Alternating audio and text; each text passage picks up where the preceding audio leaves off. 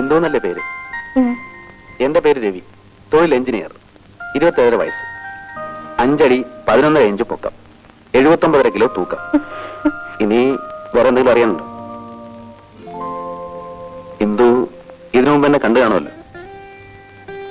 എനിക്ക് ഇന്ദുവിനോട് ചില പ്രത്യേക കാര്യങ്ങൾ പറയാനുണ്ട്. ഞാനൊരു ഒറ്റത്തടിയാ. ചെറുപ്പത്തിലെ അച്ഛനും അമ്മയും മരിച്ചു. അതുകൊണ്ട് അമ്മായിയമ്മ പോലും നാത്തും പോലും ഒന്നും ഉണ്ടാവില്ല.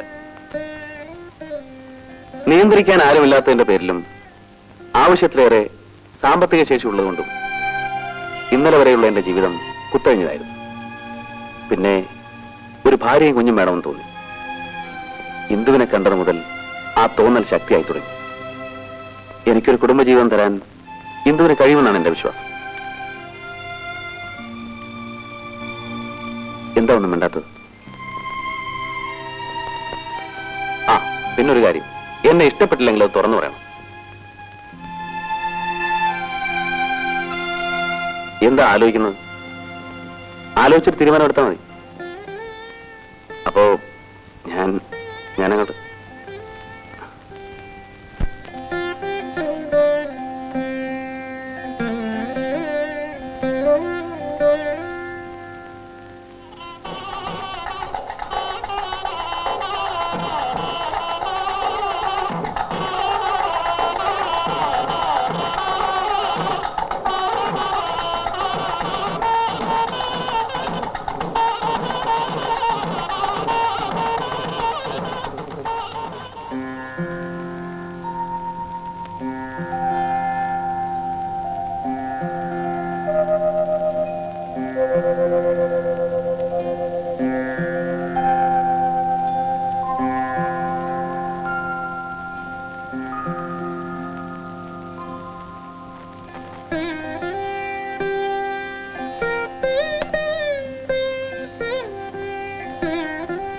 എന്തുകൊണ്ട് വല്ലാതിരിക്കുന്നേ? ഒന്നുമില്ല. അല്ല, എന്തുകൊണ്ട്? എന്തുണ്ടെങ്കിലും എന്നോട് തുറന്നു പറയും. രവിയേട്ട, ഈ വിവാഹത്തിന് പലരും എന്നെ നിരുത്സാഹപ്പെടുത്തിയിരുന്നു, എന്റെ വീട്ടുകാരുൾപ്പെടെ. എല്ലാം എനിക്കറിയാമുണ്ട്.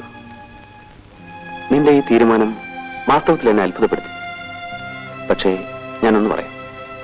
ആളുകൾ പറയുന്നത് പോലെ എനിക്കിനി ഒരിക്കലും പഴയ രവിയാവാൻ കഴിയില്ല. എന്നെ വിശ്വസിക്കും. ഈ ഒരു വിശ്വാസം മാത്രം മതി എനിക്ക്. അതിന് ചെറിയൊരു പോറലേറ്റാൽ പോലും എനിക്ക് സഹിക്കാൻ കഴിയില്ല രവിയേട്ട. ഇല്ല ഇന്ദു, ഇന്നു മുതൽ മരണം വരെ നിനക്കെന്ന് വിശ്വസിക്കാം.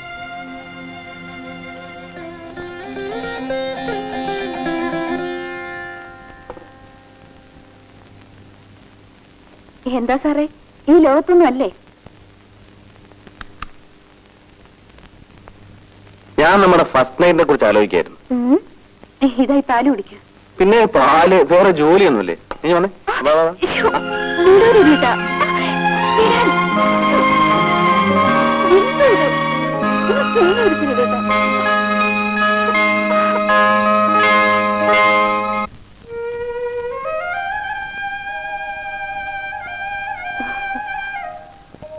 അമ്മ വരട്ടെ. അച്ഛാ, നിന്നോട് 2 ദിവസം ഇവിടെ നിൽക്കട്ടെ ഏട്ടാ. വേണ്ട ചാരി, വെറുതെ എന്തിനാ അവിടെ ക്ലാസ് മുടക്കുന്നത്? അവളെ ഇവിടുന്ന് കോൺവെന്റിൽ കാറി കൊണ്ടു വിടാം. 1/2 മണിക്കൂറല്ലേ ആവൂ. ഇവിടെ വന്നാൽ അവള് പഠിക്കില്ല, മഹാകള്ളിയാ.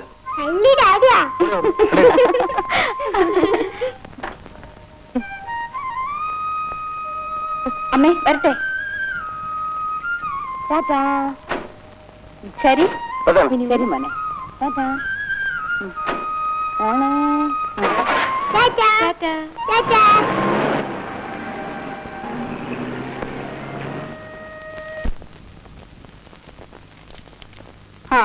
എന്താ തോമസ്? ഞാൻ വീട്ടിൽ വന്നപ്പോ കോടതി പോയി പറഞ്ഞു. എന്നാ കേസ് വെച്ചിരിക്കുന്നത്? 26-ാം തീയതി. സാക്ഷികളൊക്കെ പ്രിപ്പയർഡ് ആണോ? 4 പേരെ ശരിയാക്കിയിട്ടുണ്ട്. 4 പേരുണ്ടോ? That's too much. പിന്നെ ആ വർക്ക് വേണ്ട. അയാൾ ഇവിടെ വന്നൊന്ന് പറയും, കോടതി ചെന്ന് മറ്റൊന്ന് പറയും. അയാളെ ഞാൻ ഒഴിവാക്കിയിട്ടുണ്ട്. അപ്പൊ 20-ാം തീയതി സാക്ഷികളുമായി വീട്ടിലേക്ക് വരും. ശരി, ഞാൻ വരട്ടെ. ഓ.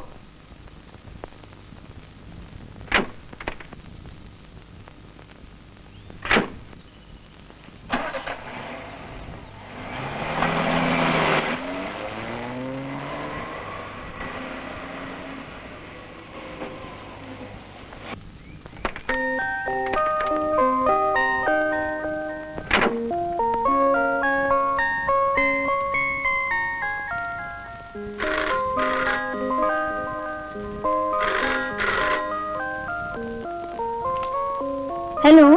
എന്നാ മോളെ ഇന്ന് വരാമെന്ന് പറഞ്ഞിട്ട് ഞാൻ എയർപോർട്ടിൽ കാർ അയച്ചിരുന്നു. അയ്യോ ഡാഡി, ഒരു കേസ് അത്യാവശ്യമായിട്ട് അറ്റൻഡ് ചെയ്യാനുണ്ടായിരുന്നു. നാളെ ഈവനിങ് ഫ്ലൈറ്റ് ഞാൻ വരാം. എയർപോർട്ട് വണ്ടി അയക്കൂ. ആ, വേറെ വിശേഷമൊന്നുമില്ലല്ലോ. നിന്റെ അങ്കിൾ എന്തെടുക്കുന്നു? അങ്കിൾ അകത്തുണ്ട്, വിളിക്കണോ? വേണ്ട വേണ്ട, ഞാൻ വിളിച്ചിരുന്നു എന്ന് പറഞ്ഞാ മതി. Okay daddy. Okay, bye bye.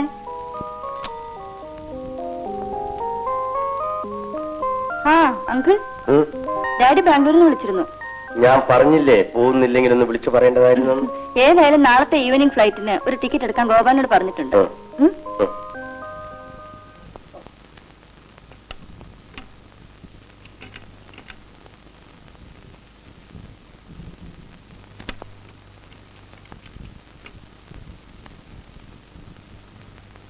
എന്താ ഗോപാല? ഡോക്ടർ, എനിക്കൊരു സഹായം കൂടി ചെയ്യണം. എന്താ? നേരത്തെ വാങ്ങിയ രൂപയടക്കം ഞാൻ ഒരുമിച്ച് തരാം. കാര്യം എന്താന്ന് പറയും. എന്റെ ചേട്ടന് ഷാജിമാർ ഹോട്ടലിലെ ജോലി. കുറച്ച് ദിവസമായിട്ട് ചേട്ടൻ സുഖമില്ലാതെ കിടപ്പില്ല. വീട്ടിലാണെങ്കിൽ വലിയ ബുദ്ധിമുട്ടാണ്. ഗോപാലിന് എത്ര രൂപയാ വേണ്ടത്? ഒരു 50 രൂപ കിട്ടിയിരുന്നെങ്കിൽ വലിയ ഉപകാരം. ഡോക്ടർ പോകുന്നില്ലേ? ഓ, രവിസാറ് വരണായിരിക്കല്ലേ? അതെ, ഇത്ര സമയമായിട്ടും കണ്ടില്ല. ടാക്സി വിളിക്കണം? വേണ്ട, രവിയേട്ടൻ വരാതിരിക്കില്ല. ഓ,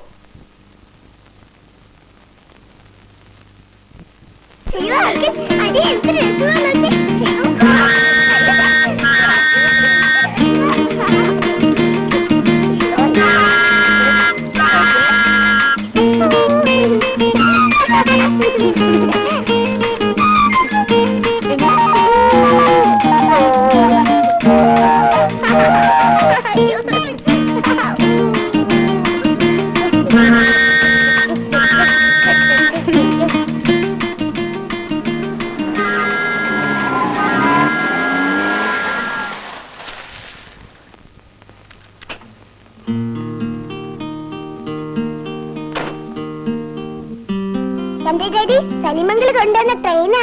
കൊള്ളാവല്ലോ മോളെ. അയ്യോ ഡാഡി, മമ്മി അവിടെ? എന്തു വന്നില്ലേ? ഇല്ല. കോൺഫറൻസ് കഴിയുമ്പോൾ ലേറ്റ് ആവുമെന്ന് വിളിച്ചു പറയാൻ ഞാൻ ആ തോമസിനോട് പറഞ്ഞാണല്ലോ. അവൻ മറന്നു കാണും. മണി 8 ആയല്ലോ. ഞാനൊന്ന് പോയിട്ട് വരാം. വേഗം വരണേ ഡാഡി.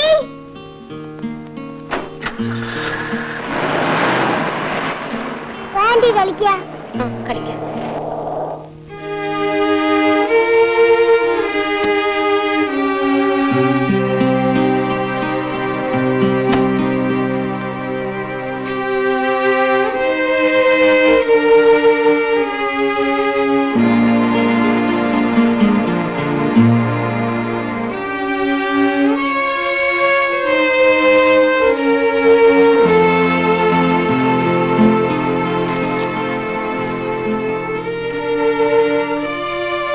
ഇത്ര നേരമായിട്ട് സാറിനെ കാണുന്നില്ലല്ലോ.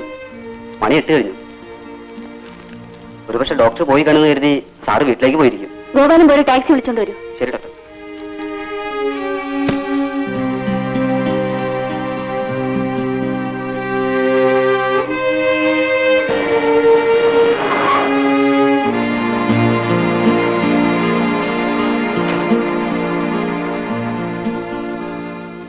ഗോപാല, എന്ത് ഭാഗത്തുണ്ടോ?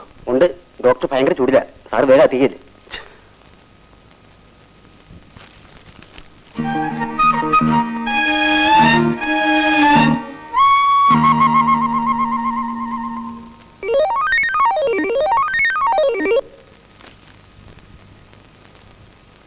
ഞാൻ കോൺഫറൻസിന് തോമസിനെ വിളിച്ചപ്പോ വീട്ടിൽ ചെന്നപ്പോ സലീം ഈ